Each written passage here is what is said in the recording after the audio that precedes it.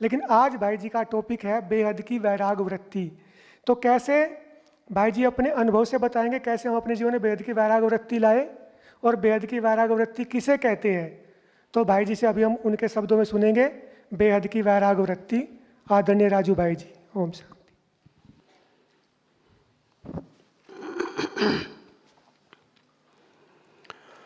ओम शांति।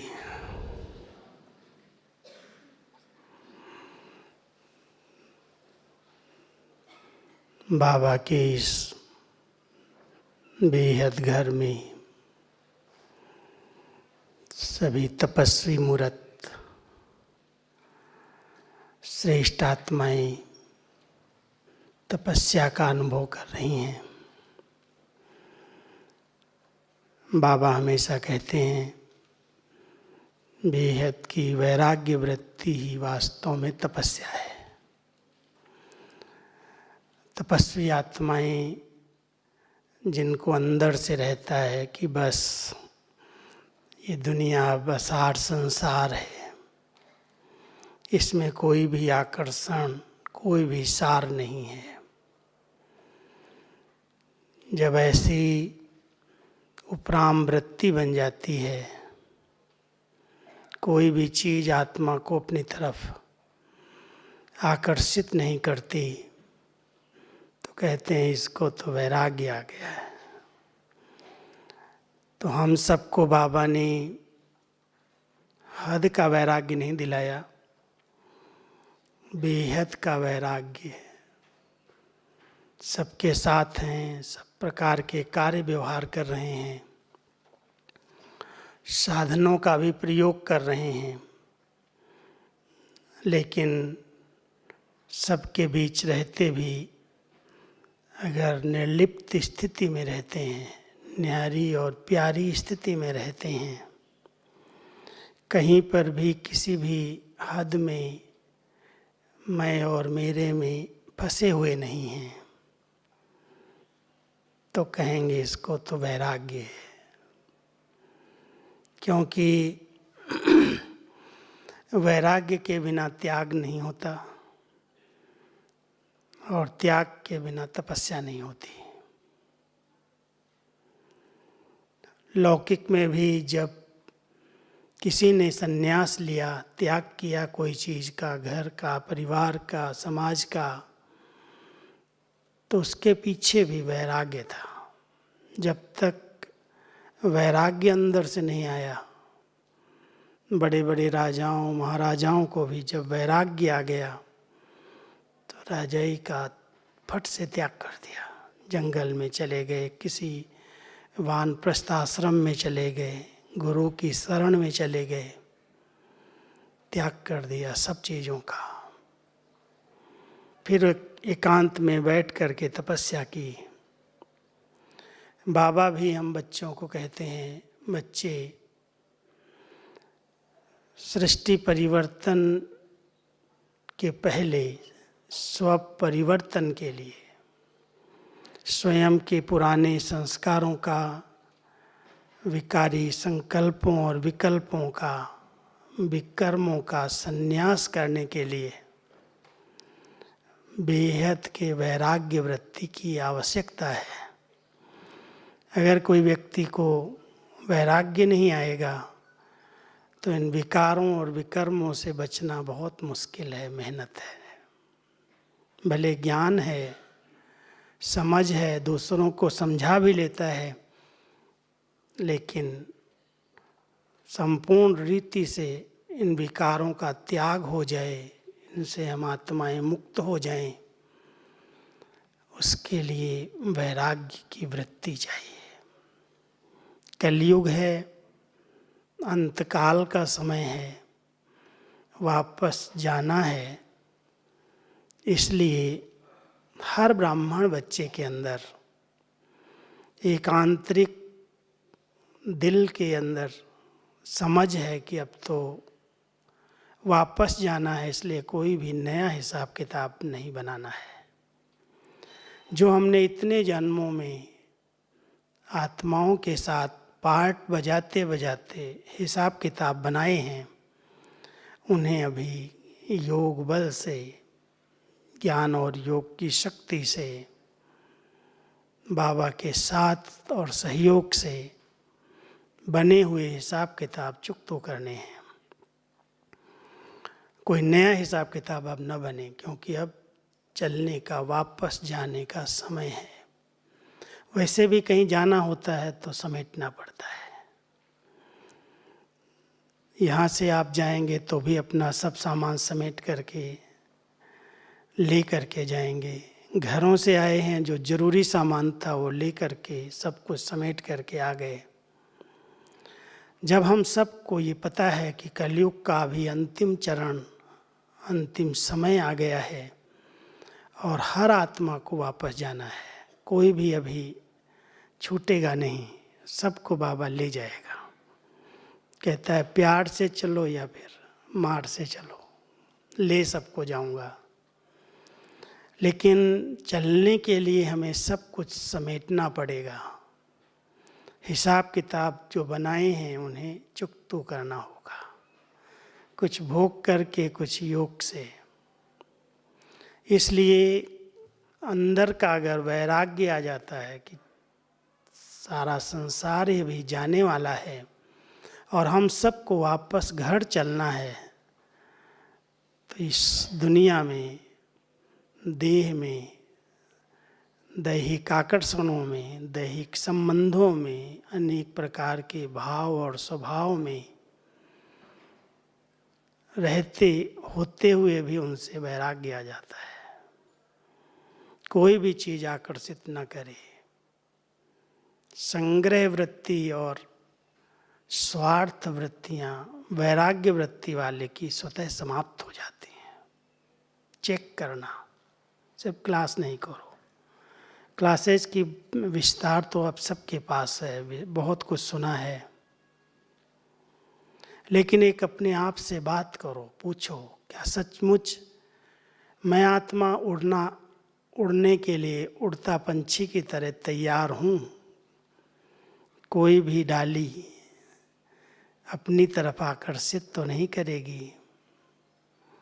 जैसे कोई पंछी अगर किसी डाली पर बैठा हो, बाबा कभी कभी बहुत रमणीकता से एक मुरली चलाते हैं कि कुछ डाली पर बैठे हुए तोते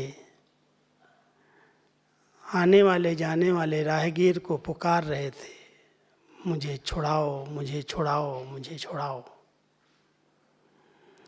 डाली पर बैठे हैं और पुकार रहे हैं, छुड़ाओ छुड़ाओ। तो कोई राहगीर उनके पास जाके देखता है, कहता है आपको बांधा किसने है? आप तुम स्वतंत्र पंछी हैं, आप क्यों नहीं उड़ते हैं? ये डाली को छोड़ दो और उड़ जाओ। हर एक ने अपने पंजे से ही उस डाली को पकड़ करके रखा था और दूसरों को कहता था मुझे छुड़ाओ। हम सब आज भी ऐसी ही परिस्थितियों में, ऐसी स्थिति से गुजर रहे हैं। हर एक ने कोई न कोई अपने पुराने स्वभाव की, संस्कार की, हिसाब किताब की, संबंधों की, बंधनों की, नौकरी टोकरी की डालियों को पकड़ करके रखा है। जब तक छोड़ेंगे नहीं तब तक छूटेंगे नहीं। कोई छुड़ाएगा तो उसमें दुख होगा, परेशानी होगी। अंदर से वैराग्य आ जाता है कि ये तो कोई काम की नहीं है, कोई चीज़ न लेके आए थे न लेके जाएंगे। फिर ये जो फेरा बना है मेरे मेरे का, मेरा घर, मेरी दुकान, मेरा बिजनेस, मेरे बच्चे, मेरा परिवार, ये जो मेरे मेरे का फेरा है, यही बंधन है। और इसको काटना ये वैराग्य वृत्ति से ही संभव है। अंदर से जब वैराग्य आ जाते, कोई मेरे नहीं है, ये तो खेल है, पार्टधारी हैं, हिसाब किताब था, खेल के लिए, पार्ट बजाने के लिए ये संबंध बने, और ये तो सब छोड़ेंगे और हम छूट करके इनसे जा सकते हैं। जब अंदर से आ जाता है कि सचमुच कोई अपना नहीं है, कोई अपनी नहीं है, ये तो सब संबंध के कारण बंधन बनते गए और देहाभिमान में आकर के हम अनेक बंधनों के पिंजड़े में फंस गए। आत्मा तो वैसे भी स्वतंत्र पंछी है, लेकिन इस पिंजड़े ने हर आत्मा को अपने बंधन में बांध लिया। पार्ट बजाते बजाते जन्म लेते, छोड़ते, फिर लिया, फिर छोड़ा, शरीर मिलते गए और शरीर ने सबसे बड़ा बंधन बना लिया। आत्मा इस बंधन में सबसे अधिक जकड़ी हुई है। अशरीरी बनने के लिए कहा जाए 10 मिनट के लिए शरीर से अलग हो जाओ, अशरीरी बन सकते हो। 1 सेकंड में संकल्पों को समेट लो। कोई भी आकर्षण अपनी तरफ आकर्षित ना करे। जब योग में बैठते हो ऐसे एकांत के वातावरण में ऐसे बैठ जाओ, बस कहीं पर भी बुद्धि खींचे नहीं, जाए नहीं। सूक्ष्म रस्सियां अगर आत्मा को अपनी तरफ खींच रही हैं तो यही एक हिसाब किताब का बंधन है। कईयों के संबंध खींचते हैं, कईयों के किसी की विशेषताओं पर आत्मा प्रभावित है उसकी तरफ खिंचाव होता है। किसी के साथ कोई हिसाब किताब है, वैर विरोध है, घृणा भाव है, नफरत है, वो भी खींचता है। वैराग्य वृत्ति वाली आत्माएं, वैराग्य के अंदर 2 शब्द मिक्स हैं, वैर और राग। एक तरफ अंदर से सारी दुनिया से जैसे कोई अपना नहीं वैर है, और दूसरी तरफ राग है। बाबा कहता है न किसी से वैर रखो, न किसी से राग रखो। जो वैरागी आत्माएं हैं वो किसी से राग द्वेष में नहीं आती। कोई से बहुत प्रभावित हो गए, बहुत अच्छे हैं, बहुत अच्छे हैं, आत्माओं का प्रभाव आत्मा को अपनी तरफ खींच लेता है। कोई ने कोई मदद की, कोई ने सहयोग दिया, कोई की कोई अपनी विशेषताएं हैं, उन विशेषताओं ने आत्मा को प्रभावित कर लिया, माना उसके साथ हमारा कोई कनेक्शन, लगाव, झुकाव हो गया, वो राग है। कोई से कोई अच्छी बात नहीं मिली, कोई प्राप्ति नहीं हुई, कोई विरोध भाव हुआ, संस्कारों में टकराव हो गया, उससे वैर ले लिया। ये दोनों बातें राजयोगी आत्माओं के लिए बहुत नुकसानकारक हैं। इसलिए ध्यान देना, मुझे कोई से कोई भी प्रकार का हिसाब किताब बनाना नहीं है। न राग द्वेष में आकर के बनाना है, न वैर रख करके बनाना है। सब समान रूप में हैं, सब आत्माएं अपना अपना बहुत सुंदर पार्ट प्ले कर रही हैं नाटक के अंदर। जब नाटक शब्द कहते हैं तो नाटक, अटकना नहीं कहीं भी। अटक गए तो लटक गए। इसलिए ध्यान देना, ये नाटक चल रहा है। आधार बनते हैं, आधार निकल जाते हैं। कितने आधार हमारे आगे थे, कितनी दादियाँ थी, कैसी पालना मिली, कितना विस्तार हुआ, वो दिन याद करते हैं। एक एक बच्चे को किस तरह से ज्ञान, योग, सब प्रकार की पालना में मजबूत करके आज निराधार बना करके आत्माएं चली गई।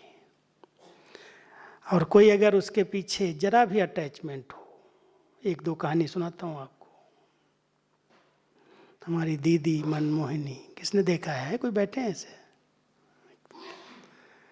कलकत्ता वाले तो बैठे जानते होंगे। कलकत्ता के भाई बहने हाथ उठाओ। इतने सब कलकत्ता से हैं। आप सब जानते हो कि दीदी मनमोहिनी की बात सुनी होगी। परदादी की सेवा पालना तो ली है, लेकिन दीदी मनमोहिनी के साथ हमारे कलकत्ता के रमेश भाई का बहुत प्यार था, बहुत प्यार था। दीदी ही उनके लिए संसार थी। जैसे परदादी से बहुत प्यार था, ऐसे ही उनसे भी बहुत प्यार था उनका। और दीदी ने जब शरीर छोड़ दिया, अचानक शरीर छूटा, तो उस आत्मा का इतना प्यार था जो उस बात को, उस दृश्य को सहन नहीं कर पाई, ब्रेन पर आ गया। बहुत समय तक उसका शरीर काम नहीं करता था, कांपता था। डॉक्टर्स को बताते थे, कहते थे इनको कोई शौक लग गया है, कोई बीमारी तो दिखती नहीं है, शौक है कुछ। ऐसा शौक लगा जो उस आत्मा ने शरीर छोड़ा। दीदी तो गई, लेकिन ऐसी कई आत्माएं मैंने देखी है, अगर किसी से भी जिनका मम्मा से इतना अटैचमेंट थी, साकार बाबा के साथ अटैचमेंट थी, बड़ी दादी के साथ थी, उन आत्माओं का जीना बाद में बहुत मुश्किल हो गया। इसलिए बाबा कहते हैं बच्चे, कोई भी आत्मा का देहधारी का आधार नहीं बनाना। ये आधार तो सब निकलने हैं। आप सब बच्चों को निराधार, एक बाबा दूसरा न कोई। बाबा का आधार अविनाशी आधार है, वो तो छूटने वाला नहीं है। इसलिए सबका साथ, सबका सहयोग, सबके प्रति आदर सत्कार भावनाएं हैं, लेकिन किसी से विशेष हो गया तो अटैचमेंट है, वो दुख देगी, वो दुखी कर देगी, परेशान करेगी। तो सभी चेक करना, जब वैराग्य वृत्ति हम कहते हैं और बेहद का वैराग्य करते हैं, तो बाबा छुड़ाता तो कुछ नहीं है, साधनों में है। सब प्रकार के सुख शांति के वैभव बाबा ने बच्चों को दिए हैं, सब प्रकार की प्राप्तियां कह रही हैं। कोई कहे इनको वैराग्य है, तो कहें क्या वैराग्य, इतने आराम से सोफों पर बैठे हो, एसी में रह रहे हो, वैराग्य इसको कहते हैं क्या? लेकिन अंदर का वैराग्य, सब कुछ प्रयोग करते हुए कोई आसक्त नहीं है, इसके ऊपर आधारित नहीं है। हैं तो यूज कर रहे हैं, नहीं है तो उसकी कोई चिंता नहीं है, परवाह नहीं है। वैराग्य वृत्ति है हमारी विकारों से, बुराइयों से, आलस्य से, अलबेलेपन से, स्वार्थ वृत्ति से। जहाँ संग्रह वृत्ति है उससे वैराग्य है, संग्रह नहीं है कोई चीज़ का। दादी जानकी जी एक बहुत सुंदर पाठ हम सबको पढ़ाती रही हैं। जो चीज़ें आपको मिली, कईयों की आदत होती है, सौगातें मिलती हैं इकट्ठी करते जाते हैं, चीज़ें मिलती हैं इकट्ठी कर लेते हैं, यूज नहीं करते।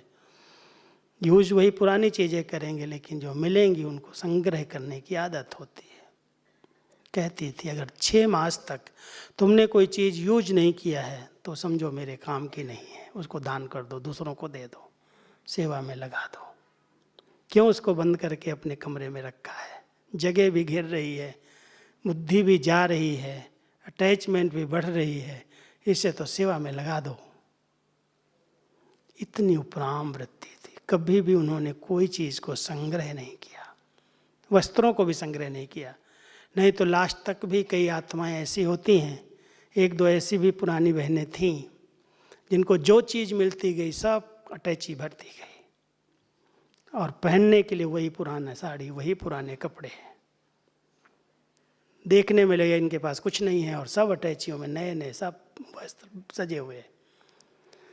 दादी जी, बड़ी दादी जी कहती थी, तो जब ऐसे कोई पता चलता था हमारी बड़ी दादी को कि इसको इतना सब मिलता है लेकिन ये वही पुराने फटे हाल में है, तो कहती थी बहन क्यों ये सब इकट्ठा कर रही हो?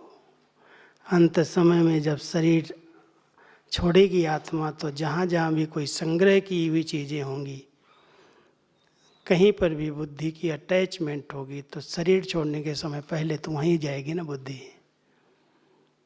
कोई भी अच्छी चीज़ रखी है, संभाल के रखी है, छिपा के रखी है, कहीं पर भी कोई अटैचमेंट है, तो आत्मा जब शरीर छोड़ेगी तो पहले नंबर में वही याद आएगा कि वो रह गया, वो रखा रह गया। तो अंतमति सुगति तुम्हारी क्या होगी? इसलिए अंतकाल उसी का अच्छा होता है जो पहले से ही सब बातों से उपराम हो जाता है, न्यारा हो जाता है, कोई अटैचमेंट नहीं। देखो हमारी दादी गुलजार जी, कोई में जरा भी कहीं अटैचमेंट नहीं, बस एक बाबा बस, और कुछ नहीं। बाबा ही संसार है, बाबा उनके अंदर समाया हुआ है, बाबा में वो समाई हुई है। कभी भी बाबा से जुदा नहीं हुई, साथ रही। वैराग्य वृत्ति अंदर की थी। कभी कभी दादी से हम बहुत प्यार से बोलते थे, दादी अभी तक कुछ दिखाई नहीं देता, परिवर्तन दिखाई नहीं देता, ब्राह्मणों में भी नहीं दिखाई देता। तो एक ही शब्द में जवाब देती थी कि जब वैराग्य आएगा तब दिखाई देगा, जब तक वैराग्य नहीं आता तब तक परिवर्तन दिखाई नहीं देता। थोड़ा थोड़ा तो इस कोरोना काल में वैराग्य आया, अज्ञानियों को भी आया है, ब्राह्मणों को भी आया है। अचानक कुछ भी हो सकता है। 1 साल के अंदर सबको इस पेपर ने हिला के देखा है, कौन कितना पास है इसमें। हर प्रकार का बिजनेस ठप हुआ, आमदनी रुक गई, नौकरियां छूट गई, स्कूल कॉलेज बंद हो गए, बहुत सारी बातें हुई हैं। अंदर से आया, लेकिन जब खुल जाता है तो जब वहाँ की वहाँ रही, भूल जाती हैं बातें। और बाबा कहता है कलयुग का अंतिम समय, हर क्षेत्र में अति होगी। एक पेपर जाएगा, 2 और आएंगे, डरने की बात नहीं है। लेकिन आपकी स्थिति कितनी पावरफुल है, कितना आप इन सब के बीच में रहते न्यारे और प्यारे हैं। साक्षी दृष्टा स्थिति कितनी बनी है, क्योंकि जो वैराग्य वृत्ति वाली आत्माएं हैं वो साक्षी दृष्टा बन जाती हैं। देखती सब कुछ है, लेकिन देखते हुए भी प्रश्नों में नहीं उलझती। क्यों, क्या, कैसे, ऐसा कैसे हो गया, वैसा कैसे हो गया। बहुत न्यारी प्यारी उपराम, सब अच्छा है। ड्रामा के अंदर, नाटक के अंदर सब कुछ अच्छा है, कुछ भी गलत नहीं है। चाहे जितनी विकराल रूप में परिस्थितियां सामने आए, उसमें भी बहुत बड़ी कुछ अच्छाई समाई हुई है। क्या अच्छाई देखी आप सब ने। देखो कितने ब्राह्मणों के लगन लग गई तपस्या की, बहुत अच्छा योग किया सब ने, मनसा सेवा का अच्छा अभ्यास किया।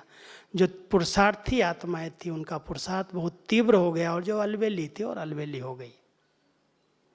कोई तो बिस्तर पर ही लेटे लेटे मुरली सुनती थी कमरे में, नियम पालन कर रही थी, लेकिन बिस्तर छोड़ के नहीं।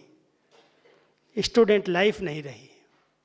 और कईयों ने तो इतनी अच्छी तपस्या की, एकांतवास किया, मनसा सेवा की, बहुत अच्छा रिकॉर्ड बना लिया 8 महीने में। और वो सेवाएं भी बाबा ने खूब अच्छी तरह से बच्चों से कराई। वाचा सेवा भले बंद हुई, लेकिन ऑनलाइन सेवाएं कितने लोगों ने कोर्स किए, कितनी अच्छी अच्छी क्लासेज हुई, सब जगह लाभ लिया, उसका उन्नति की सभी ने। पेपर ने ब्राह्मणों को तो और आगे बढ़ा दिया, वो पीछे नहीं हटे। कोई के अंदर तो हलचल हुई, क्या होगा, कब होगा, कैसे होगा, पता नहीं। मधुबन जा सकेंगे, नहीं जा सकेंगे, बिजनेस चलेगा, नहीं चलेगा, नौकरी होगी। बाबा कहता है ये टेढ़ा क्वेश्चन टाइम और एनर्जी को व्यर्थ करता है। बाबा के बच्चों के अंदर कभी भी क्वेश्चन मार्क नहीं आना चाहिए, फुल स्टॉप। बहुत अच्छा, सब कुछ अच्छा। इससे और बेहद का वैराग्य आता है। वैराग्य जब आ जाएगा तो अपने आप ही संसार असार लगेगा। कोई सार नहीं इसके अंदर, कोई आकर्षण नहीं, कोई खिंचाव नहीं। तो बाबा अपने बच्चों को ऐसा अनासक्त, उपराम, न्यारा प्यारा, त्रिकालदर्शी बनाना चाहते हैं। इस दृश्यों को देख करके अंदर से आ जाए कि बस बाबा हम तो तैयार हैं, आप कुछ भी बटन दबाओ और हम आपके पास उड़ के आ जाएंगे। हमारे सब हिसाब किताब चुकतों हैं। चेक किया सभी ने।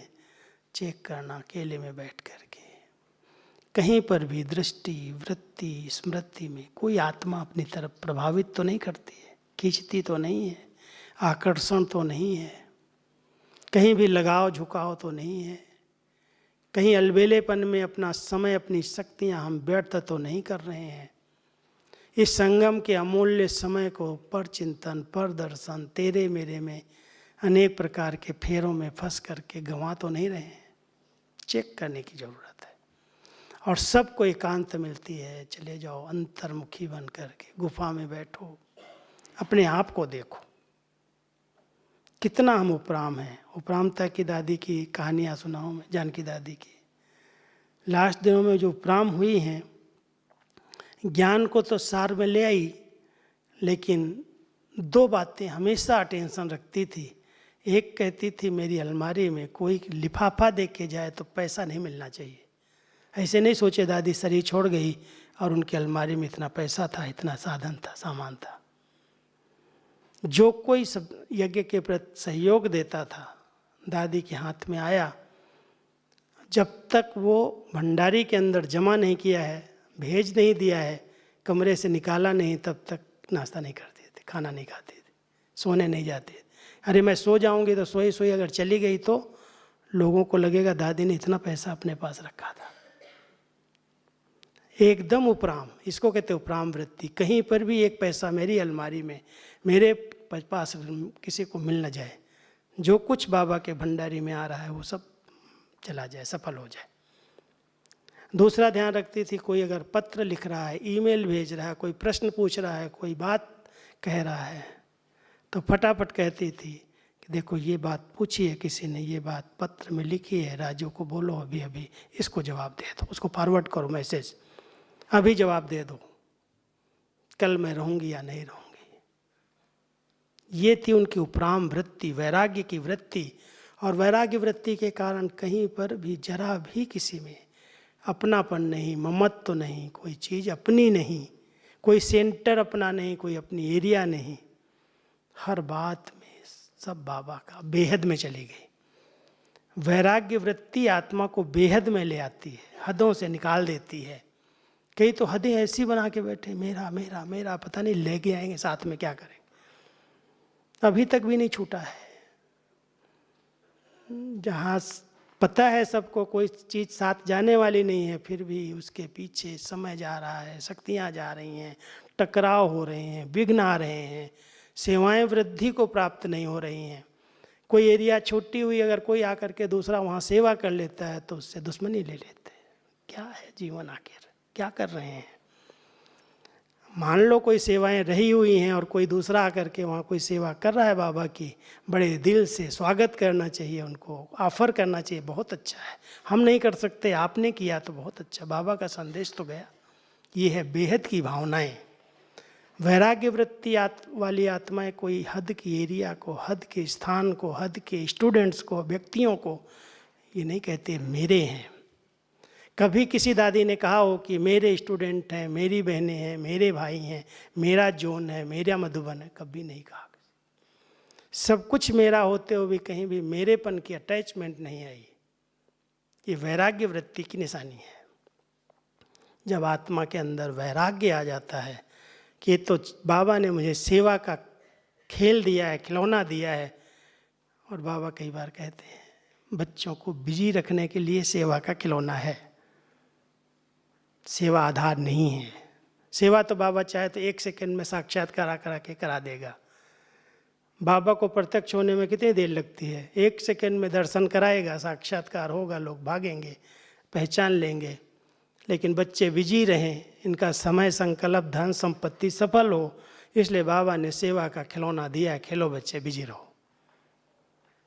मेरी सेवा, मेरी एरिया, मेरी हदें, मेरा। और बाबा कहता है अरे बच्चे कुछ न लेके आए थे, न जाओगे लेके, क्यों इन बातों में जाके अपना समय, संकल्प, श्वास व्यर्थ कर रहे हो? करो तपस्या। बाबा अपने आप सब साधन, सब सुविधाएं आपको जो जरूरी हैं, जो आवश्यक हैं, वो पूरी कर देगा। वैराग्य वृत्ति वाली आत्माओं की स्थिति इच्छा मात्रम अविद्या की होती है। इच्छाओं के पीछे वो मृग तृष्णा की तरह भागता नहीं है। अगर मृग तृष्णा की कहानी जानते हो ना, मृग, हिरन, उसको अगर प्यास लगती है और रण के अंदर रेगिस्तान में होता है, तो कई बार वो रेगिस्तान की जो रेत है सूर्य की किरणों के आधार से पानी की तरह चमकती है। और मृग को प्यास लगती है, वो समझता है वहाँ पानी है, वहाँ पानी है, वहाँ पानी है, और भागता है बहुत जोर से, दौड़ता है। गर्मी में पानी नहीं मिलता है, दौड़ता जाता है, दौड़ता जाता है, हाँफता जाता है और मर जाता है, प्राण दे देता है। तृष्णा है, प्यास है पानी की, और पानी नहीं मिला तो बेचारा इससे गर्मी में प्राण दे देता है। आज की दुनिया में भी मानव आत्माएं मृग तृष्णा की तरह भटक रही हैं, भाग रही हैं। ये चाहिए, ये चाहिए, ये चाहिए। और चाहिए चाहिए कि चाइना ने, बाबा एक बहुत प्यारा शब्द कहता है, चूहिया बना दिया है। एक तरफ चूहिया कहता है, दूसरी तरफ चूहिरा कहता है। ध्यान देना, क्या चाहिए? बाबा 2 रोटी खिला रहा है, प्यार से रख रहा है। किसके पीछे हम भाग रहे हैं, कहाँ भाग रहे हैं, क्या चाहिए इंसान को? आप सब बाबा के बच्चों को अंदर से आ जाना चाहिए, बस मुझे तो बाबा कुछ नहीं चाहिए, मुझे आप मिले, सब कुछ मिला, आपके सिवाय और मेरा है क्या, मुझे क्या साथ ले जाना है? आपकी आज्ञा सिर माथे, जो आपकी आज्ञा है। जब ऐसी आंतरिक स्थिति सब बातों से न्यारी प्यारी होगी, जो बाबा को कराना है बच्चों को कहता है, बच्चे तुम निमित्त हाँ जी कर लो, मुझे सब कुछ मैं करा लूँगा। सिर्फ बच्चों को क्या कहना है? बाबा हाँ जी, जो आपकी आज्ञा। आपको अगर वाचा सेवा करानी है तो वाचा सेवा करा लो, अगर आपको कर्मणा सेवा करानी है तो कर्मणा सेवा करा लो, करने के लिए एवर रेडी हूँ। और अगर आप कहो कि मनसा सेवा ही करनी है तो मैं मनसा सेवा करूँगा। लेकिन इस सेवा के लिए क्या इतना सशक्त, इतना समर्थ, इतना शक्तिशाली हूँ? चेक करना सभी। सेवा तो तभी की जाती है, कभी भी पूछो आप मनसा सेवा करते हो, कहेंगे और तो सेवा मेरे से नहीं होती, मैं मनसा सेवा बहुत अच्छी करता हूँ। लेकिन मनसा क्या व्यर्थ से मुक्त है?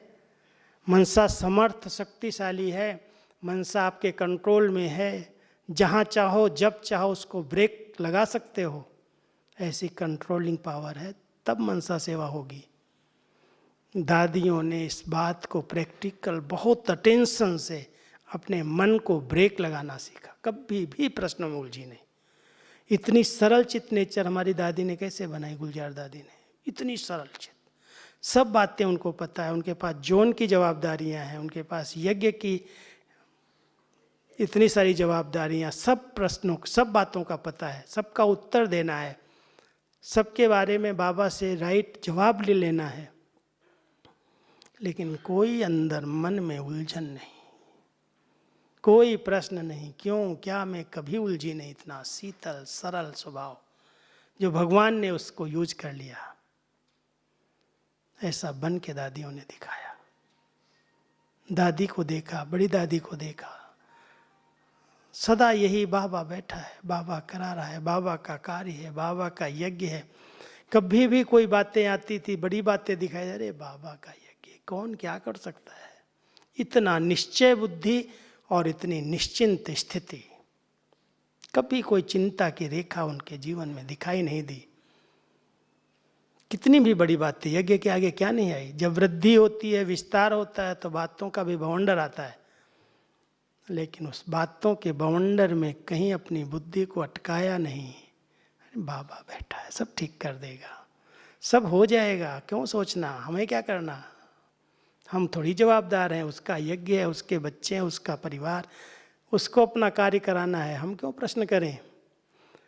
कई ब्राह्मणों के अंदर इतने प्रश्न उठते हैं, ये हो गया, वो हो गया, ऐसा होगा, वैसा होगा, अब क्या होगा। बाबा कहता है तुमको किसने छुट्टी दी है सब सोचने की। जब बाबा बैठा है, बाबा के कार्य अभी तक पूरा नहीं हुआ है, सतयुगी दुनिया की स्थापना अभी तक संपन्न नहीं हुई है, तो बाबा को कैसे अपनी स्थापना का कार्य करना है वो जानता है।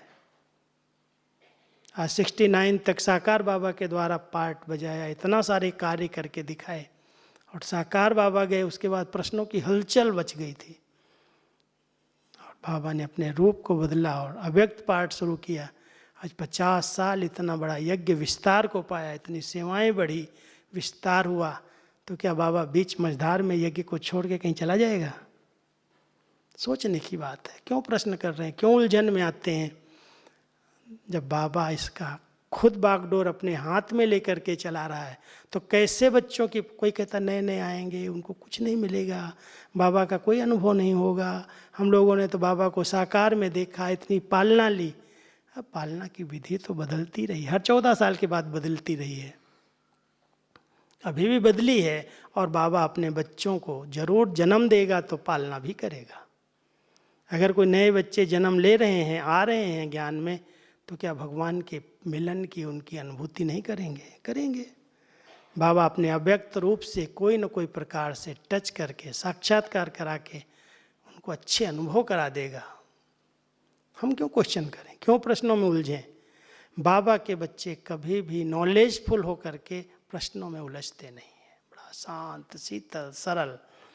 बाबा जो कर रहा है, जैसे कर रहा है, वो जानी जाननहार, करन करावनहार, अपनी स्थापना के कार्य को संपन्न कर रहा है और करके जाएगा, छोड़ के नहीं जाएगा।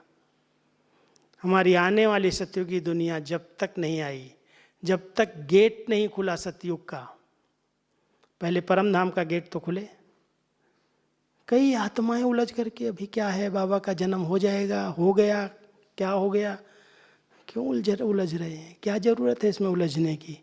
जब तक स्थापना का कार्य संपूर्ण नहीं हुआ है तब तक ब्रह्मा की आत्मा तो जा ही नहीं सकती है, वो तो बंधी हुई है सृष्टि चक्र के अंत तक। गेट खोलना माना बहुत बड़ा विनाश, बहुत बड़ी आत्माओं का झुंड जाएगा, सफाई होगी, परिवर्तन होगा, फिर कहीं श्री कृष्ण का जन्म होगा। प्रश्न क्यों कर रहे हैं उल्टे सीधे? बाबा कहता है ज्ञान की कमी है, वो गहरी बाबा की पढ़ाई पर अटेंशन नहीं है, और एक दूसरे की बातों को सुन करके ये कह रहा है, वो कह रहा है, इस भाई ने ऐसा कहा, उस बहन ने ऐसा कहा, उलझ रहे हैं सब। और बाबा कहता है इसी उलझन में ठहर जाओगे, रह जाओगे, और निकलने वाले निकल जाएंगे।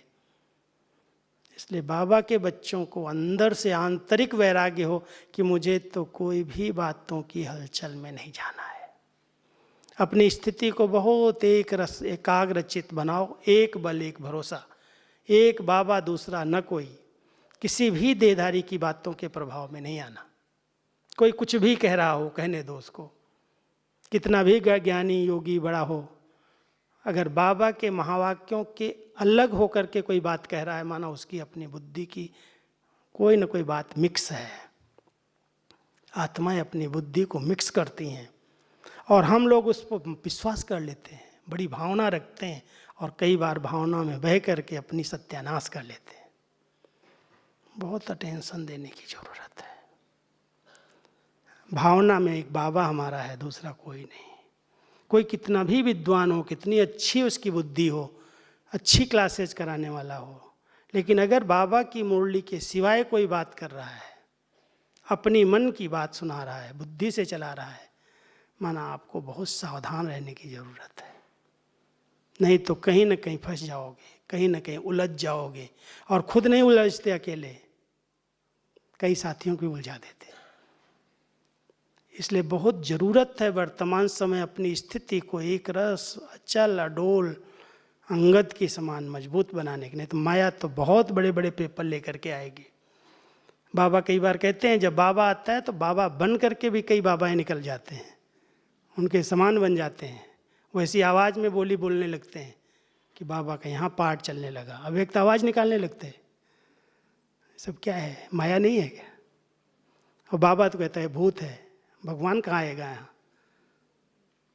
लेकिन अंधश्रद्धा, कोई भी बात को बुद्धि से निर्णय नहीं लेते, सोचते ही नहीं हैं, और बड़ों से बात भी नहीं करते, और अपनी मन मत से एक दूसरे की बातों के प्रभाव में आकर के बाबा से विमुख हो जाते, सत्य मार्ग से विमुख हो जाते, अपनी पवित्र जीवन से विमुख हो जाते, इतना श्रेष्ठ भाग्य से विमुख हो जाते।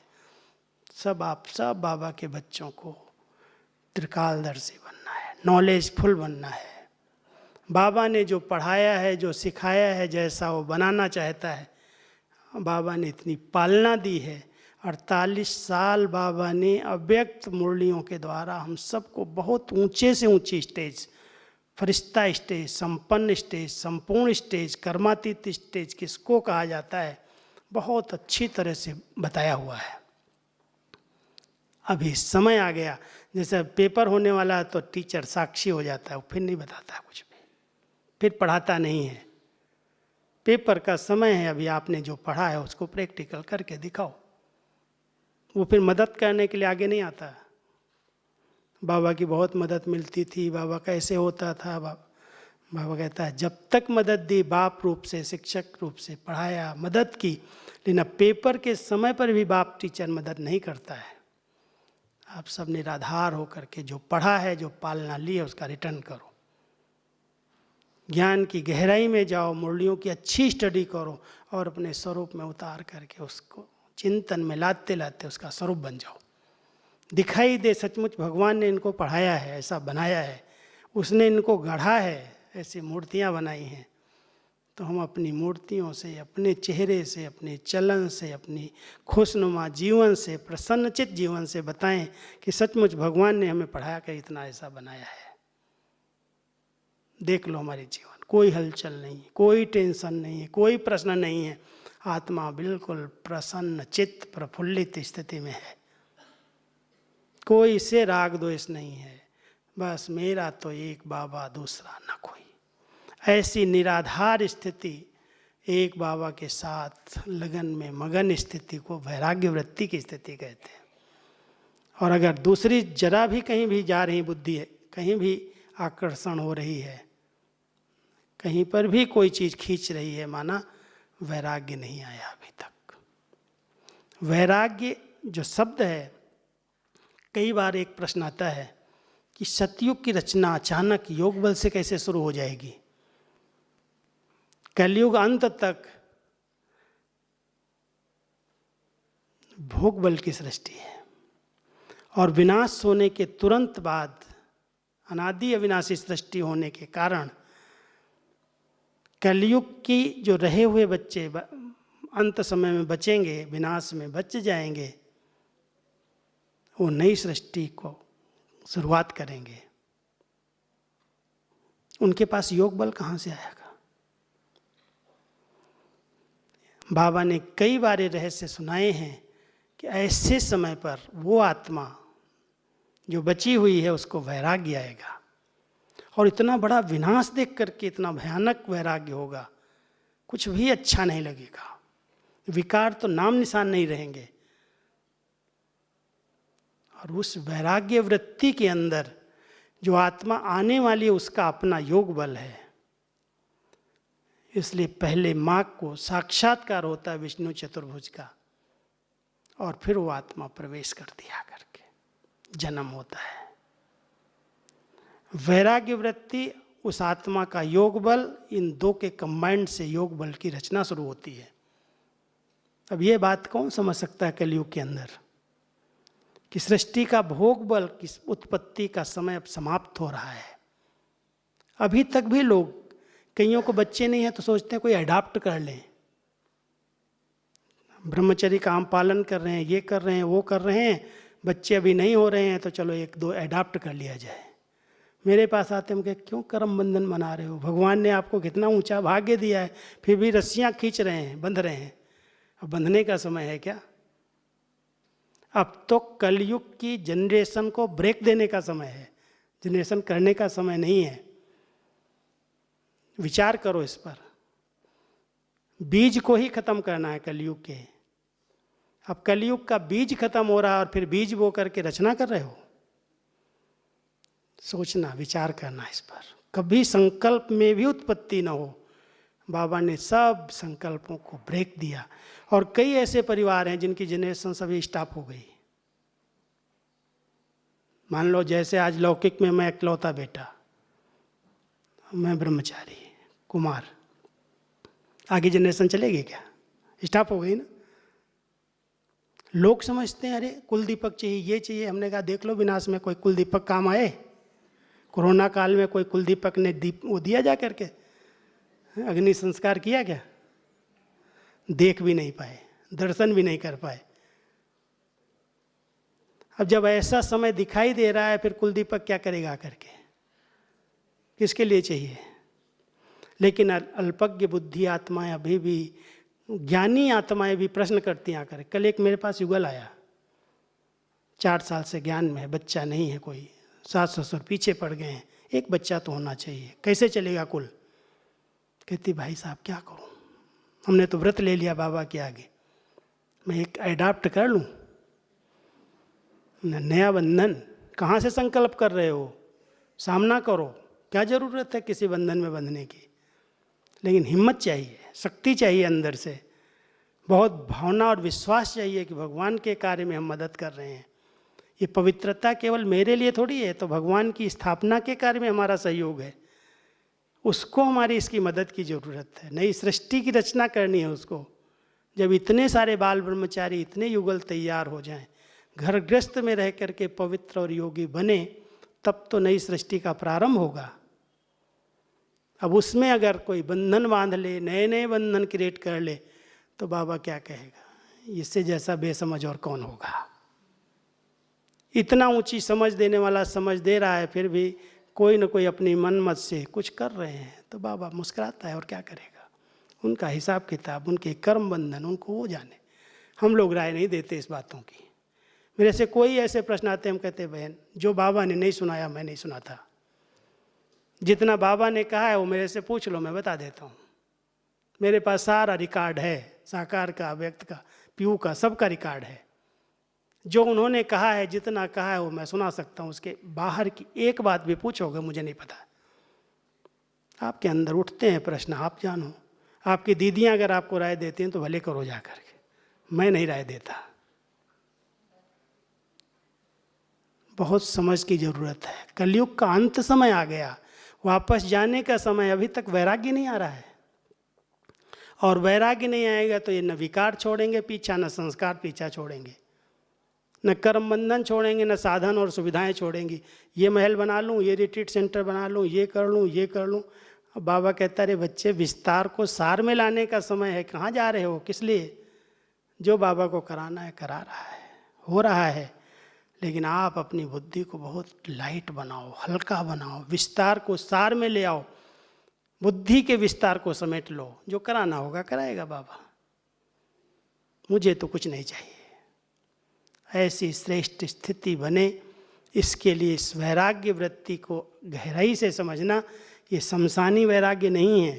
शमशानी वैराग्य तो सुना है ना, बाबा कई बार कहता है, देखो वैराग्य आता है, कोई बड़ा सेठ, कोई साहूकार, खूब कमाया है, खूब अच्छा बिजनेस है, लाखों रुपया है, बड़ी अच्छी कोठी महल में रहता है, और शरीर जब छोड़ गए शमशान में ले जाते हैं, लकड़ियों में दबा के आग लगाते हैं, तो सामने देखने वाले आते हैं, भाई क्या इसने साथ तो कुछ नहीं ले गया, कैसी जीवन थी, ठाट बाट था, अभी तो आग में जल रहा है। ये आ जाता है वैराग्य उसको, अब मैं कुछ पाप नहीं करूँगा। बहुत वैराग्य आता है, कुछ अच्छा नहीं लगता है। और फिर वहाँ से निकला बाहर, बाजार में गया, ये चहल पहल देखी, ये खा रहे हैं, वो ले रहे हैं, ये चीज़ें हैं, वहाँ की वहाँ आ रही, ये शमशानी वैराग्य। फिर वैसे का वैसा बन गया।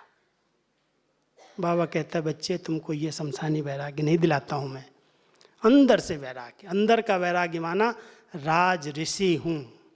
एक तरफ बुद्धि में राजाई है, अपने ऊपर राज्य है, और दूसरी तरफ तपस्वी हूँ, राज ऋषि हूँ।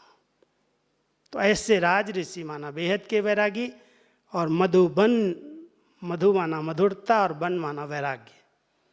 जब ये बैलेंस प्रवृत्ति के अंदर आ जाएगा, प्रवृत्ति में रहो, सब कुछ करो, कार्य व्यवहार में रहते ऋषि की तरह तपस्वी हूँ, पवित्र हूँ, योगी हूँ, स्वयं पर राज्य है, राज ऋषि हूँ, कहीं पर भी रहते मधुबन निवासी हूँ। एक तरफ मधुरता है, दूसरी तरफ सब बातों से वैराग्य है। ये बैलेंस है तो आपको कहेंगे आप अपने परिवार में रहते, प्रवृत्ति में रहते, बेहद की वैराग्य वृत्ति में रहते हैं। तो ध्यान देना, सिर्फ सुन लिया बहुत अच्छा नहीं, लेकिन कहीं पर भी अगर जरा भी बुद्धि की रग जुड़ी हुई हो, देह में, संस्कारों में, संबंधों में, किसी पदार्थ में, किसी वस्तु, मोटर गाड़ी में, कोई पोतरा धोतरा में, चेक करना। कहीं भी बुद्धि हो, बाबा अभी इस बुद्धि को इससे निवृत्त कर दो, बस मेरे तो कोई नहीं, मैं तो एक बाबा का हूँ, बाबा मैं तेरा हूँ, तू मेरा है। बस ये पाठ पक्का कर लो, बाबा आपको अपने साथ उड़ा करके ले जाएगा। ठीक है, ओके, ओम शांति।